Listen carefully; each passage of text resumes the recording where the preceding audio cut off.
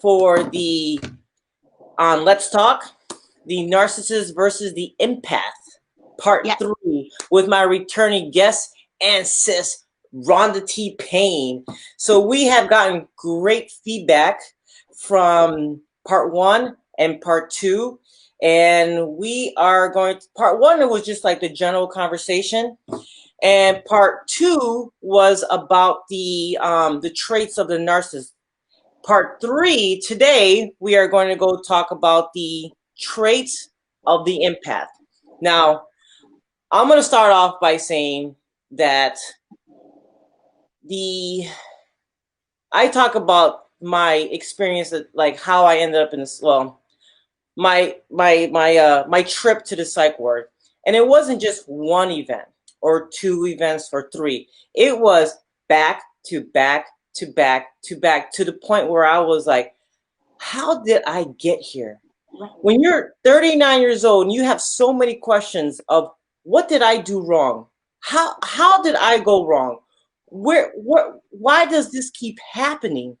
And so you have so many questions where you almost think that you're crazy, but yeah, at the same time, there's conflict because your heart is so big and so pure and so genuine that you're not sure how you got here. And what happens is the dangers of being in these situations and being an empath is that the longer that you stay in these situations, the more broken that you are, that it can lead to bitterness. Yes. And so sometimes empaths, and I'm one of them, who thinks that I'm smarter than the situation. Oh, well, they hurt you, I can make it better. Yep. You know, and they give you this idea like I've never felt, I never felt like this with anyone else. And you fall for that crap. So you fall for it, and then you're like, you know what? If I just love them a little harder, if I'm just patient with them a little harder, then I can get through to them. And that's the trap. That's the sticky pad that we fall for, and we don't know it. So then we break up with that person. We end up in another situation, or we end up in a friendship situation, and it's almost the same thing. And next, after a while, you have to ask yourself, it's me. There's something in me that's attracting these people. So one of the things that we spoke to earlier was like the brokenness in them draws the brokenness in me. So I've already been through massive amounts of therapy. I've been through the transparency part. One of the things that you have to do as an empath to get out of these situations is you have to call yourself out. Yes. And that's hard because your pride and ego is like, yeah, my pride. And so if you feel that way, it's okay to be like, no, my pride, because here is some legit honesty, okay? So, and we're only sharing this so that you don't make psych ward trips, Yeah, exactly. You don't have panic attacks. You don't have nervous breakdowns, and you don't have this or something, or you're thinking that something is wrong with you. We're going to get into that. We're going to become like the surgeons now, okay? So, just embrace it, all right? You don't have to pay the price. Just we'll go ahead and get right into that. So one of the things that a lot of people ask is like, why do I keep dating the same person but a different name? And it comes into codependency. Yes. So why don't we go ahead and take over with that part? Well, a lot of times what ends up happening is when you're how you end up turning codependent is you had that empathy. You already were empath. So you already have the ability in you to heal. But if your environment is inconsistent growing up, rather than you turning into a narcissist, you find yourself turning into a codependent. And codependent it used to come from a term where they had alcoholic parents, and the alcoholic parent would come home and they would drink and have all this erratic behavior, and the people that loved them would cover for them. So that was the beginning of what codependent looked like. Well, everybody's not an alcoholic. Right. But everybody has some erratic behavior at times because we love them. They're connected to us. They may be a relative, they may be a parent, they may be a child. And because we're connected to them, we're covering for them. So that's us trying to heal them in an unhealthy environment. So, but in order to be able to do that, we have to take the focus off of us and put the focus on them. So we neglect who we are to cover who they are. They usually never get any help, and we always end up being the ones that end up feeling like we're left out. Now, what happens with a codependent? It's almost like you're a 24-hour therapist to them. That's exactly it. And they refuse to get help. Yes. And with the codependent, this is how it goes. You look at, you see a triangle. And what happens is, at the beginning of this triangle, I see you have a problem. You didn't come to me and tell me you had a problem, but I see you're really going through and you have this problem and whatever, and you just can't seem to get out of it. So I jump in there and I start fixing you. And I start letting you know that it's going to be all right. Now, you ain't asking me for no help at all. Right. And then all of a sudden, here, that beginning here, then all of a sudden, it goes to the top as to where now they turn on you and say, you're like, well, I did all this for you. Didn't you understand that this was about you? I gave this up for you. Don't you understand? Well, I didn't ask you to do it. You did it on your own. Or they may not even say it, or they just may show that that's how they, you know, how they feel about you. So it's like, it's like, oh, you don't see, you just need a little bit of love. You don't see, so I'm going to do it for you. And they didn't ask for it. Yeah. So, and all of a sudden it's like, so it's like we put ourselves in a situation because we see the need. Yeah. We see the need. But what it is that we want to fill that because there's something missing in us. That's exactly it. And then what happens is, you know, you got the rest of the triangle and over here. And what happens is that then it goes down because now you're feeling disappointed and now you're soaking because now you're the victim. They never appreciated anything I did. I did all of this stuff and you put yourselves in harmful situations and everything only because you're not healed to go back and find another assignment to fix.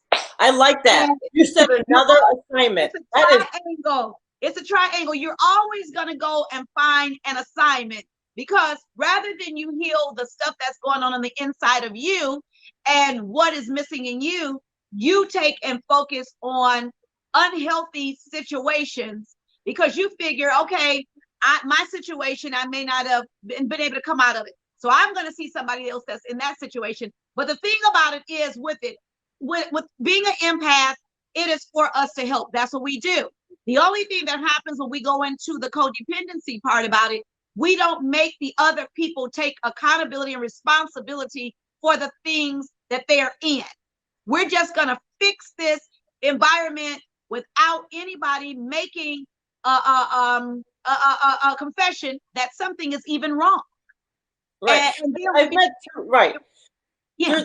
There's one narcissist where they will never apologize. They will. It's always your fault. So they will actually like wait until you apologize for making them feel like you bruised them. And then the other narcissist that I've met is the over apologetic one. Oh, I messed up, or I did this. But their behavior never changes. It's just sucker stuff that you're just like, well, you know what? They apologize. So maybe, but the next day, within 24 hours, just go back to the same behavior that they were carrying. Yeah. And one thing I learned about is something called like your love language. You also, you know, you have your love language, but you also have an apology language. And this is how you respond to people's apology. And I was wondering why when people would just come and tell me that they're sorry or something like that, I would look at them like, you got to be kidding me. I'm sorry doesn't move me. Change, accepting responsibility and change. So if somebody came to me and said, oh, I'm so sorry that I did this to you, I'm like, really? I could just go to sleep. But if somebody comes in and say, listen, I did this to you. I really did. And I'm going to change. You don't even have to tell me you're sorry. I don't need to hear that. I need to understand that you're accepting responsibility for what you did and that you're owning it. And that's the thing I'll tell anybody. If there's something that you've been through and you own it, you can change it. But if you don't own it, you will never change it, because So it's like, always in somebody else's hands.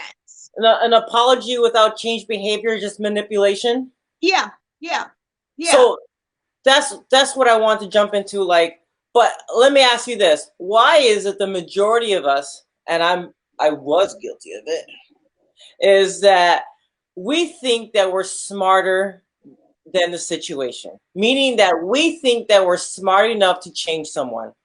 Well, you know what? Because on the inside of us, we feel that we're good people. Good people change situations. You know, we have a special gift on the inside of us, and we're above this. It can never happen to us because love and helping love, and it changes everything. We can fix the world with it. They don't have to take responsibility. Like my mom used to say, my grandmother used to say, love the hell out of them. Well, we're finding out that with narcissists, you can't love the hell out of them. They need to change. So, you know what? Because they like to hit. So that's what that red table that you tagged me on Facebook, right? So what she was saying is that a narcissist, for a narcissist, first of all, there's no cure unless you go to Jesus. No. Okay. But I thought that was like, wow, that's crazy. What do you mean there's no cure? So that their level, like, this is what a healthy relationship is, right? And through therapy, through intense therapy, they can only get to here. I thought that was deep. And she said one of the things that people that come from loving families, that they believe in like love, they get trapped into these relationships with the narcissist saying like, all you need is love. But knowing that they really do need deliverance from God himself. But the problem is with these narcissists, they don't believe in God. They do believe in God, but they just think that they're smarter than God. So they're like, yeah, I know. Or they'll say stuff like, I did all this. This is, you know, and that's a very dangerous line that they're stepping into. So the thing is, like, I was blown away that there's no cure for this behavior. Yeah. And the only one that can save them is God. But that's who they want to, they run away from. So guess what? So there is no cure. I had, you know, they say the serenity prayer, God grant me the serenity to accept the things I cannot change, courage to change the things I can, and wisdom to know the difference. When we come up against a narcissist who's chosen to believe that there's nobody higher than them and nobody can fix them, that is a situation that we cannot change. And but with us being empaths and sometimes codependent, we don't see that. And we find ourselves in a position where we're victims, but we're also bitter victims because we're trying to help somebody that didn't ask for help and they don't want to change. So we're in a situation. I remember a Bible story. Remember the story of Abraham? And Abraham, he went and, well, he was Abram during the time, and he left his father's house and he went off, and God began to bless him. He reached back and got his relatives. His relatives did not ask to come, and God did not tell him to go get his relatives. So what ended up happening is his relatives started getting into trouble all the time. But not only was his relatives getting in trouble, his relatives was fighting against him. Right. You know, because Abraham had everything, so his relatives turned on him. Let me go ahead and jump on that real quick. Let me go ahead and jump on that real quick. So with that story, right? Here we are, and they were like, why aren't you guys like, you know, with this? Like, I'm trying to help you guys. And like you said, we didn't ask for it. But they took full advantage of you and your help and your kindness and your love. And they're blaming you for their current situation. Like, look what you did to me. Yeah. And you're like, is Lot, he ended up to help you, bro. Yeah, Lot ended up in all this trouble. Abraham got together his men, and they went and fought and got him out of trouble. But it stopped Abraham's blessings. It literally stopped them. So 40 years later, they split off. Lot gets in trouble again. The next time around, he's praying. God sends an angel and said, listen, don't go this time because I'm going to destroy that place. I'll get Lot out, but don't you go get him because he didn't ask for you to rescue him. Why do you why do you want to keep trying to rescue him? He didn't ask you for Really, no help. He good. so why do we feel that why do we feel like we want to save everyone? Why do we feel that we're smarter sometimes than God? Why do we Yep. think we're smarter than therapists? Why do we Yep. think we're smart enough to change people? Why do we could do that to ourselves? We do have a hero complex at times, especially those people that are empathetic, because we could feel, we're in tune with our feelings. And, and when we finally realize that we can reach somebody and we maybe helped a few people, and that we get that feeling or that euphoria, that chemical after, we help that first person. And now we may be in a bad state, but we come out of that state to help a person. It releases that euphoria in us, and that's a good feeling. So that's what we talked about in part 2. Again. It's Yeah. an addiction. Yes, it's an addiction. We have an addiction to help, and that addiction puts us in bad situations, which causes us to realize that we keep drawing the same situations, even though, and then it's the thing, we feel that we're somewhere, so we have something to offer. And of course, we offer it to them, they don't turn it down.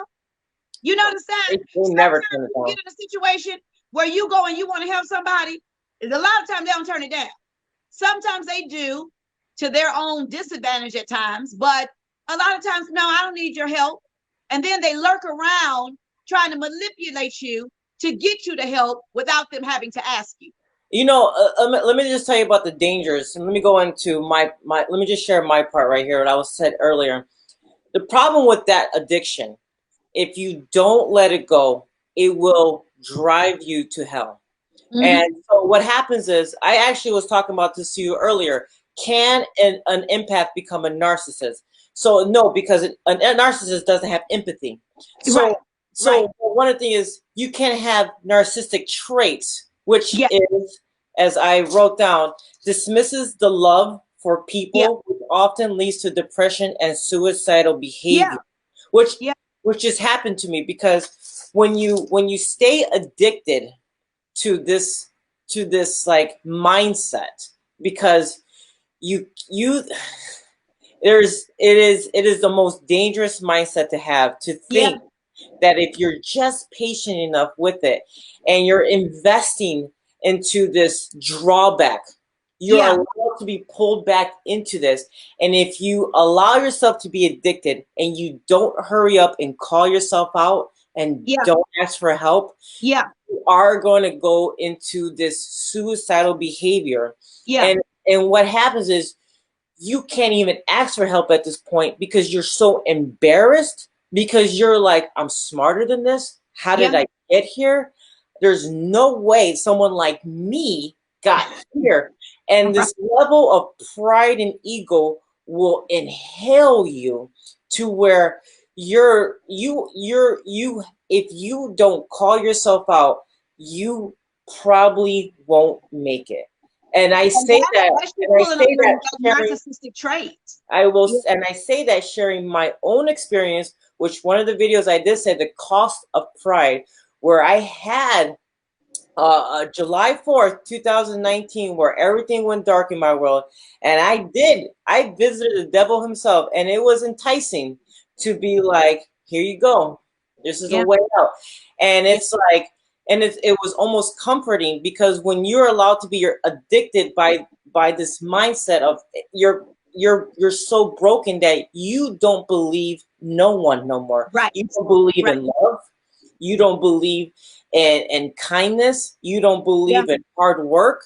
You almost question everything and everyone that has a dangerous place. And you start, like I said in part 1, you start questioning the preachers, you start questioning the pastors, you start questioning the teachers, and you start questioning the people that actually genuinely love you, to where you're just like, this is all lies. And it's not lies. It's just that you've actually got sucked into that sunken hole of the narcissistic behavior.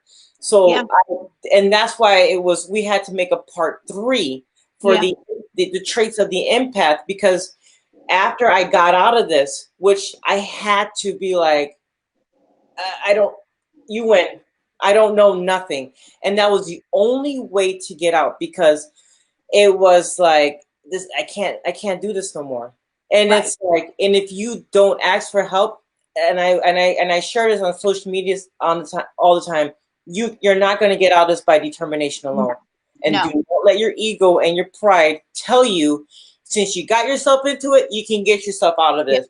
This is the part where you're going to have to ask for help. Yeah. Yeah. And the biggest thing is, like I said before, when we talked about it, my spiritual life was the thing that kept me. Had it not been for me believing that God was for me, I don't know what would have happened, because the significant part about an empath, we have to have empathy. That's who we Right. are. But when we start taking on those narcissistic traits, we don't know who we are. We No, don't know we, how to you handle that. completely lost yourself. Yeah, we don't know how to handle that type of wickedness in our Mm-mm. heart. What's going on in the world today? And that's why there's conflict with yourself, because Exactly. you're like, Exactly. I shouldn't be behaving like this. I shouldn't be this Yeah, angry. I shouldn't be bitter. I want to right. love, but you don't even know no more. And So that's now why you're fighting against yourself trying to fix it, but you don't have an answer to this because you're not a narcissist. you're right. You're And, and that's why I said, at this point in my life, I didn't come back to God like because I'm afraid to go to hell. I right. literally say, you win. Yeah, You absolutely win, because I don't have the answers no more. yeah, And that's where giving up myself yeah, came. I keep saying like, oh, just give yourself up, because I give up. yeah. I don't know the answers no more. You win. What is it that you want me to do? And Exactly. so that's where I was like, I don't believe that the my path now is by accident. I Yeah, think now it's more like, all right, you're back on track. And so, exactly. whew, almost Yeah, took me out of there. exactly. Because when it's all said and done, you know what? We lay our life down and he'll give it back. It's like we put everything. I remember having to do that, put everything on the altar. But when you look at the world today, you see that it's almost like a battle of the narcissists and the empaths. The empaths, we need stability. We need to know what's going on. In this world, what's happening is when a narcissist now makes a decision, they make a decision, first of all, well, this may help everybody. But if they find out that it's not going to be beneficial to them, then they change it. So it's like coming home, like when the kids are small, they don't know if daddy's coming home today, if daddy's going to be happy, or if daddy's going to be sad, or if daddy's going to yell at mommy, or if daddy's going to hug us. So you don't know from one day to the next. So you have a very unstable environment with people like us, because we feel we have to have some type of stability because we need to know what's going on. Other than that, it causes great anxiety in our lives. So every time we look up, one decision is being made, and we're like, okay, fine, we'll roll with that decision. Then another decision is made. Well, okay, well, we'll roll with that decision if you stay with that. But then all of a sudden, it's up and down, up and down, up and down. There's no consistency and an impact. So what we do is we find ourselves having sleepless nights. We're concerned about the decisions that we're making because now we're indecisive. You know, if I make this decision, is that going to be right? Then before you know it, you look up and now you're misplacing items. I misplaced my my thing for my cell phone.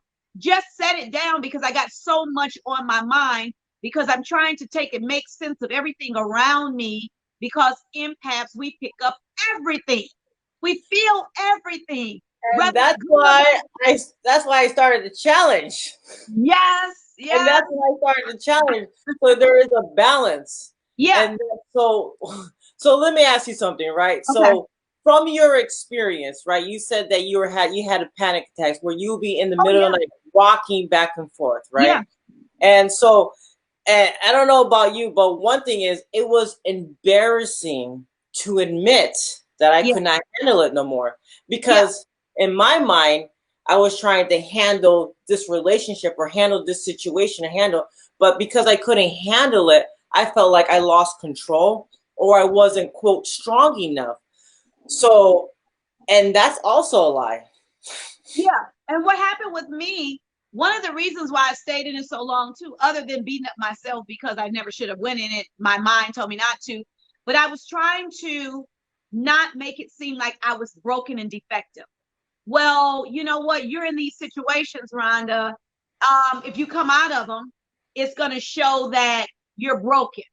So stay in it and hide it. So Hide what I who you are. finally one day, what I did is I just started talking.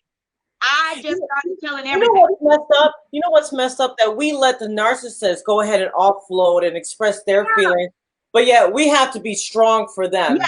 We Yeah. can't be strong for them. We can't express our emotions because it's like, Yeah. well, when is it my turn? Like, it's almost like you're interfering with their selfishness when you express your emotions. Exactly. And what it is I had became so mean and bitter and detached and everything. And I knew exactly what it was. I just didn't know how to detach. Finally, Mhm. when I found out what I needed to do to detach, the first thing that I really felt that I needed to do was share my part. Tell your part. Free yourself up. You own this story. Once you own it, you are able to You take it started and to detach. Right. but you gotta own it, because if you don't own it and if you stay stuck in your fear of what people are going to think of you, who cares of what people think of you? But you know what? A lot of empaths they're people pleasers. So when we deal with a lot of that, it's like, you know what? We want people to think that we're strong. We want people to think that we're okay. And sometimes we're not. We're human. We're capable of error. We're going to make mistakes. We can get to and then that what happened is I had made a really high in my career. Financially, I was doing good. I was doing all that. So how am I going to tell all these people that I'm helping that I'm broken and that I'm being broken behind? We feel trapped. Yeah. So here's one thing, right? So sometimes when you meet this narc, sometimes you ask yourself, how did I get in this relationship when the majority of it is bad? And but that so sometimes in the beginning of the relationship, of a narcissistic relationship, we think of that good time. Yeah. Right? Of That's how we met. And then all of a sudden there's this long, like, all these days of crap and all these days of bad days. Then all of a sudden the narcissist knows that you're about to, like, change, that you're ready to leave. Then all of a sudden they'll bring you back to how you felt that day. Right. Like that what you call it, oxytocin. Then all of a sudden their oxytocin are released, like, you know what? Maybe they are trying to change. Maybe if I just stay here a little longer. And then all of a sudden they see that you're back into the trap and they're like, okay, I can act like however I want. But the moment they see you, like, detaching from the relationship or detaching, they hurry up and, like, bring you back in, right? Yeah. And the moment that you let go and there's no turning back, you are the bad person. You are a liar. You're a cheater. I can't believe you did this to me. So it's like, they know that that's when you pretty much know that you're detached. So once you disappoint the dysfunction, is like, you know that you're detached because now they despise you because they could no longer get you in. So don't look at it as like a bad thing. Just be like, oh, here's my escape. Yeah. And I started studying the law of detachment because there actually is a law of detachment. That's what helped me work. Really? But breaking soul ties is actually what happens, because when there's an ungodly soul tie, there's one that has control of the other. Mm-hmm. So one is being sucked in, and when the person that is being controlled goes in and breaks that soul tie, literally, it has been said that a piece of the other person, they feel a disconnection right away. Oh, yeah. They feel it right away. And now they have to find other tactics, because before they were able to use the same tactics. But now that the soul tie is broken, now they've got to try to find another tactic. Unfortunately, with the narcissist, all of their tactics are the same. So if we study the narcissist tactics, we'll realize, you know what, man, we heard that one. That ain't gonna work. You need to come up with another line, because that ain't gonna work. The moment I started breaking ungodly soul ties, I started getting texts like crazy. I'm like, Look at you. It could be somebody from years, and that lets you know that you've had your soul attached to somebody, and you're like, wait a minute, how did I get my soul attached to this person? I'm like, wait a minute, you've been out of my life for whatever, and then all of a sudden now you want to get in touch with me. Oh, that's why because that piece of me that you had, it's no longer there anymore.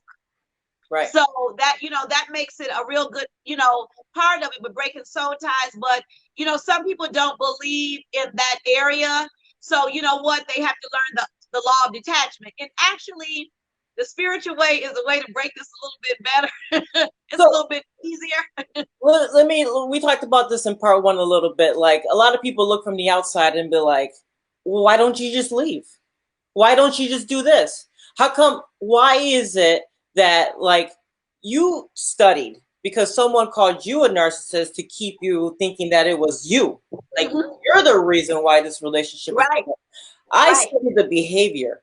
I started studying the behavior, and I'm like, yo, something ain't right, man. Like, I can see a pattern going on. So why is it that someone can't leave easily?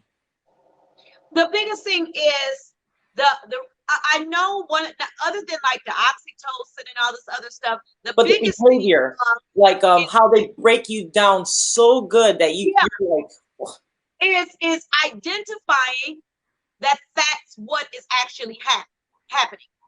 We don't want to believe that who we were, we stooped that low to be treated like that. We just don't want to believe it. Right. So we don't own it. It's got to be something. And the biggest part about it is we keep trying to find out, well, what did I do wrong? What did I do wrong? What did I do wrong? Yeah. Except for just saying, listen, somehow I got here, and I'm going to find out how I got here, and I'm going to learn how to fix it so I never have to go through this again. The biggest thing is failure to take ownership of the fact that we dropped the ball in our own lives. When we were given a life, God made us accountable for the life that we were going to live. And according to how we treat ourselves is because he's not down here. It's how we treat ourselves is going to be a reflection to the world of how we feel. So if we're beating up ourselves and we're not taking responsibility for things or whatever, we're going to look to the world as we're hopeless and hopeless. Right. Another thing is, like, some people stay in situations, or they chase situations, or they chase relationships because they don't want to seem like they're a failure. Yeah, exactly. So especially empaths. Right. Yeah. Like, oh, I'm not a failure. I'm a hard worker. Yeah. Yeah. I do everything right. Like, I work overtime. I provide for my family. I'm a good provider. Like, I'm trying to bring this to the table. And so they don't want to look at themselves as failure. So they fall to the trap. And what it is like, look, I admit I used to have the same mindset. And what it is, it's a trap to break you into pieces. And with empaths, we say we love hard. We do. We love so hard as to where it's dysfunctional. It's like we love so hard. Look, you have already told us that you don't love us. Mm-hmm. We still holding on. I'm gonna love you, and you gonna know that I love you, and I'm gonna do everything for you. You don't have to do anything for me, but I'm gonna prove to you that that I love you because I love hard. Because when I let go, I'm gonna let go. You've already proven that you don't love me. Why can't I just let go? Let me just jump on something real quick, because I read a comment. There's some relationships where you can be an outlet, right? Yeah. You're a good outlet, right? So let's take this battery pack for example. It's at 52%. Okay. Every person comes with 100%. Depending on where you plugged into, you can go down to 0. Exactly. But you need to recharge, okay? Yeah. This battery recharges, right? So if you don't go and find an outlet to recharge, you're going to feel drained. You're not going to feel operatable.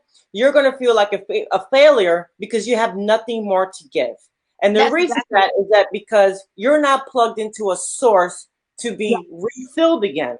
You're just constantly giving and giving. You're just allowing people to plug you in, right? Like this, and just take all your energy away from you. Yeah. So what it is that you love the fact that you have enough at this current time to give. Yeah. So you're like, I'm good. I'm smarter than the situation, right? I'm good. And then people try to tell you, are you sure? Blah, blah, like, no, no, no, like, we're fine, you know, selfie time, greatest family, blessing, Right, hashtag right, bless, all this other stuff to present yourself as a good family.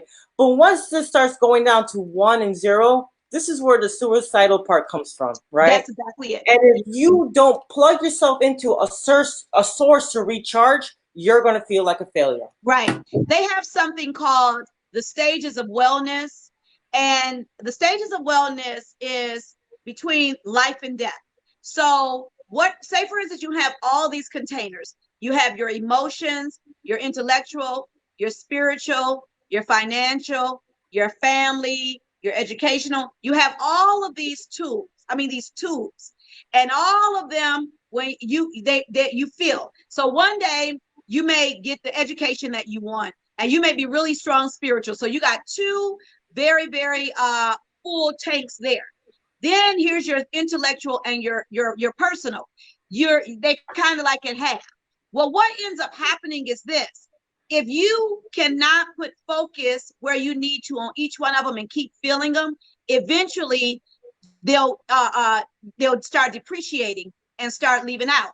So the stages of wellness goes all the way to full, and they find out that really when people are in an area where they're committing suicide is because financially or emotionally somewhere Everything's draining. they're all though that tool, that emotional tool is empty, that personal tool is empty, that intellectual tool is empty, that spiritual tool is empty. So before you know it, you look up, you have nothing to give and you have nothing to draw on. So all of a sudden this depression comes up on you and you decide that you want to take your life. And the moment that you don't feel like you have nothing to give them more is the moment that failure steps into your mindset. That's exactly it. And you feel that it's over. And so that's the biggest thing I'm learning. Like when we do our talks, I'm learning about self-care again. You know, I got to get back to my walking, but the biggest thing that I do is I make sure that I'm getting a good night's sleep. I make sure I take a nice long bubble bath. I make sure that I drink my water, giving, and then maybe listen to some music, giving myself self-care, understanding when we're talking, we're giving out no matter what. And understanding that if we want to keep giving out, we need to keep making sure that we're replenished, because empaths, all we want to do is give, Right. give. And we're like, we fine. And then before you know, one day we look up and there's nothing. And this is why I completely changed my habits. Yeah. Because like you said, motivation, I will always say this, motivation is crap. I changed my habits by purposely waking up 5:30 in the morning. I read. I say my prayers, I say my confessions so I can hear, so I can change my mindset. Yes. Because for 30 something years, I have entertained another habit to where it took me to that path. Now I'm creating another path, which a lot of it, I don't know where I'm going, but I know I'm going somewhere big. So I'm creating my road to faith. I'm stretching it out more. The first thing I'm doing is waking up early in the morning to read. And when I go for my runs, I listen to audiobooks of every overcomer. That's why all the audiobooks I listen to, they're all autobiographies of overcomers, because I want to study their mindset. Yeah. And at night, right before I go to bed, I read something that I go and I enter my mind, because I'm breaking old habits, because I entertained all those old habits for years. Exactly. For a couple of weeks, for a couple of months is not going to do it. And that's why, like, even if I don't like to read, it doesn't matter. I'm desperate for change. So because I'm desperate for change, I'm breaking habits. And you could ask Pastor Cheryl, every time I'm done with the book, hi, what's my next book? Yeah. Because I'm desperate for it. This peace that I have by letting go and disappearing my dysfunction, this peace, I never thought that it existed. I thought like I had such a frustrating, bitter life that I was like, oh, this peace existed? Man, I would have asked for this a long time ago. Funny. I tell this story a lot, like all the time. For some years, it was like maybe a couple years, I did exactly what you were doing every single day. I built up. So on some days, if say for instance, I all of a sudden, I went from having a little bit of responsibility to a whole lot. But because of the preparation that I had made in those other months and years, I was prepared for the preparation. The only thing that I did not realize is this: to whom much is given, much is required. So therefore, if I say, for instance, on me with a regular diet, I'm eating, I eat a certain amount of calories. But if I plan on being a power lifter, or if I plan on being athletic or something, my diet has to change for the life that I plan on living. So what ended up happening is, when my life was like this, I did this. When my life was like this, I did this. So I was draining all of those tanks because I wasn't putting anything back in to accommodate the new life. And so that's what I find out where I went wrong. And so you're preparing for what's next. So let me just add something to you. So you know how you use the word tanks, right? Yes. So I just had, like, I see what you're saying. Like, I just saw myself, like, so when you run out of love, right? You go, you run it. When you run out of the love tank, you use your time tank. When you run out of the time tank, yep. And you use your money tank. Right. And when you run low on the money tank, you use something. You may go spiritual or something like that. Right. So these narcissists are professionals, and the worst part is they don't even know that they're professionals. No. They use the greatest victimology of words. Yeah. Use it's just words that draws you in. It's the behavior, but because we move by emotions, and so we're like we react to the emotions, and that's why one of my confessions every single day is move by strategy, not emotions. Move by strategy, not emotion. And I remind myself the most successful man is a focused man. So there's these certain things that I'm trying to retrain because, like I said, you win. Like after that last one, I'm like, whew. All right. Emotions cause you to lose wars. You lose many. Anytime somebody got real emotional in the heat of battle, they lost. So, but I do have something I wanted to give right quick for our viewers and for us. Some of the traits of an empath. So, just in case some people want to know rather they're an empath, here's the 10 traits that they can look at. They're highly sensitive. Even to the sense of sound, smell, you can feel people's emotions around you. You be like, how you feeling? Oh, I'm feeling fine. No, you're not. That's a special gift. You observe people's emotions, so you know how to move based on how people are feeling. You're more introverted. You do have some empaths that are extroverted, but 90% of your empaths are introverted. We can take a book and a nice long bath, and we can replenish. Extroverts have to go around people in order to replenish. We don't. Highly intuitive. We just know. We have the sense of knowing. We need time alone. Just nothing. I remember when my sister and I, we went to Japan.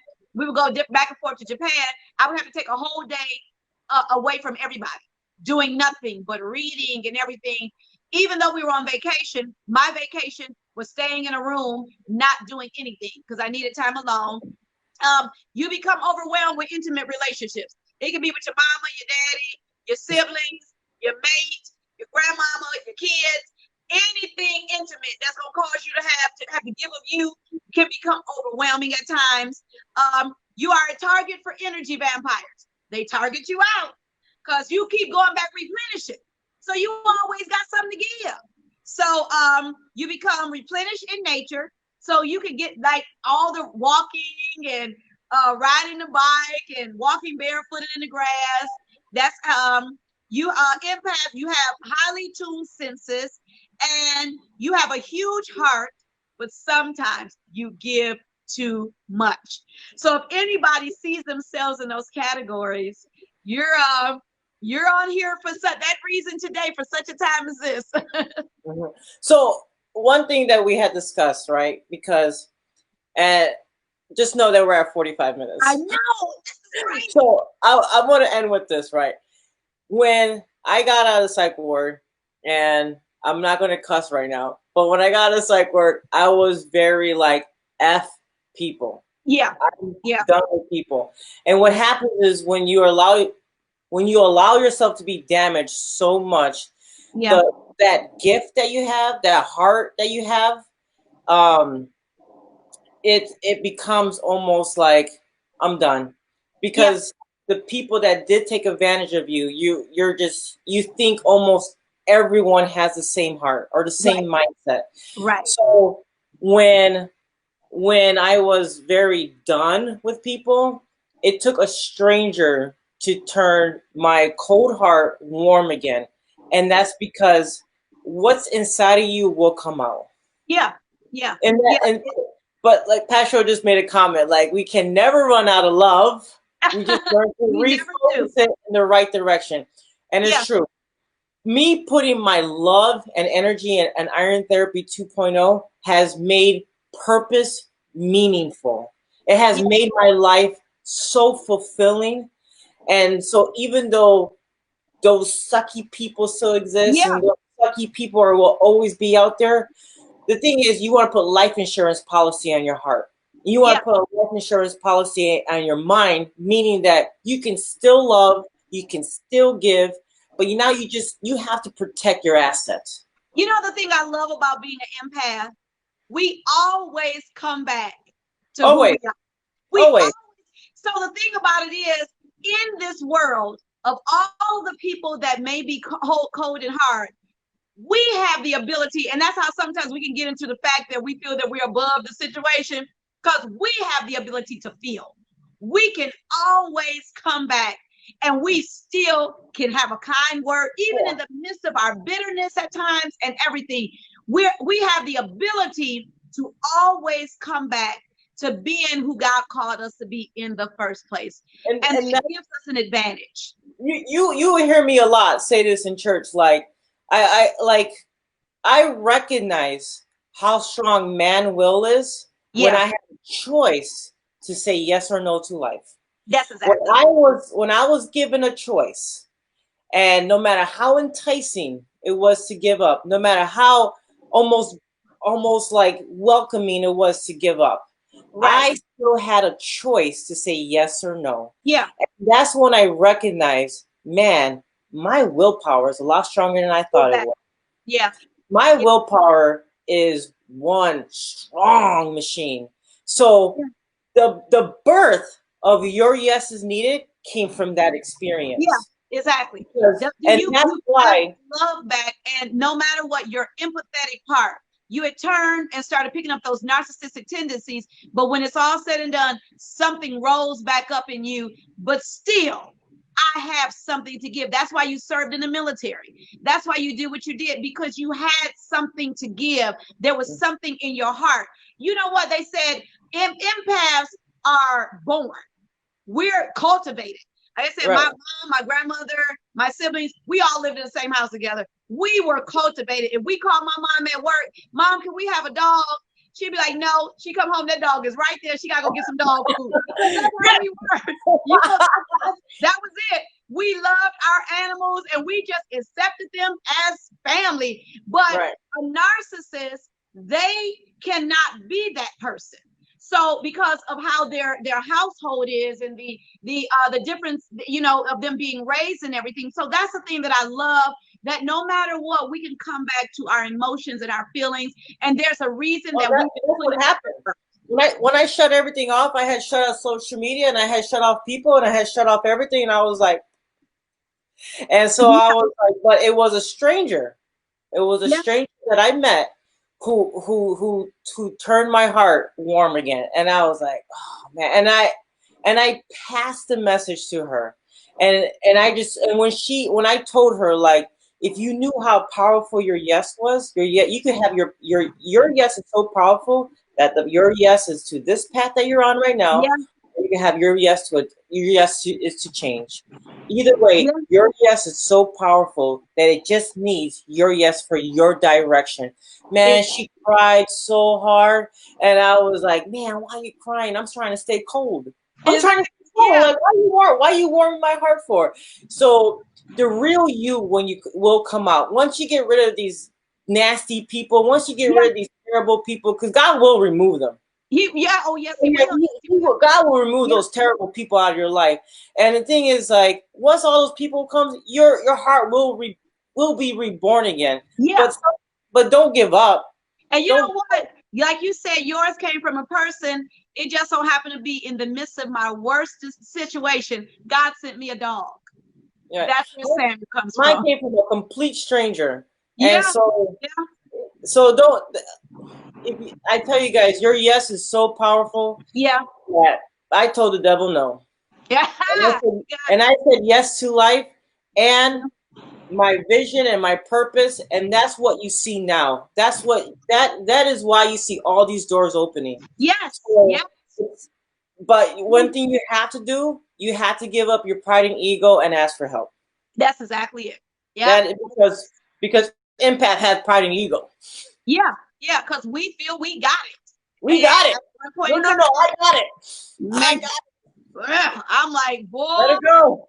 sometimes You gotta what call yourself out. been done, we can go back and we're like the prodigal son. We were able to come back. And we are just talking about that beforehand. You got a choice to be the elder brother, the father, the prodigal son, whichever one you take. It just so happens to be we left who we were and we came back, and God was right there to roll out the red carpet to give us back what we had lost. And That's why when you come back, you're giving you're giving it all, because yeah, it's like you realize I don't got it. I'm not that smart. yeah, Stop making excuses. I gotta be honest. I gotta be transparent, and that's the hard part of being honest. But you know what, man? It's really once you give it up, once you're just honest about it, it's so much easier after that. It's good. It's all you only on your way to the top. That's it. Yeah. So yes, yes, we're gonna narrow it down and say thank you to everyone that joined us tonight. This is our longest let's talk because empaths have a lot to give, and we are heartbroken. Yeah. But you know what though, your heart can heal. Yes. So yeah. You don't have to go back and save people. They don't want to be saved. No. No. So, yeah. All right. So have a good night, everyone, and thank you for joining.